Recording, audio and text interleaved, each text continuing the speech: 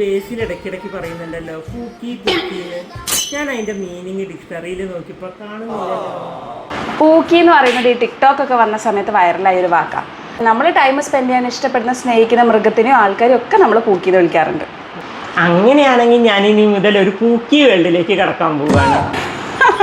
പക്ഷേ ഒരു പ്രശ്നം ഉണ്ടല്ലോ, വന്ന് ഈ റീൽസോളികളൊക്കെ പൂക്കികളെ ക്യൂട്ട്നെസ് വാരി വിതറുന്ന 10 പൈസയ്ക്ക് വിവരമില്ലാത്ത ടീംസ് ആയിട്ടാണ് കാണുന്നത്.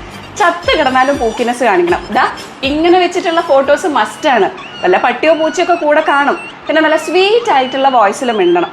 അതേപോലെ പനിയാണെങ്കിൽ കൂടി ക്യൂട്ട്നെസ് വാരി വിതരണം. ഞാനില്ലേ ഈ പിള്ളേരോടൊന്നും പിടിച്ചിട്ട് നമുക്കാവൂലേ? ഇതിനേക്കാൾ നല്ല കള്ളവൈബ.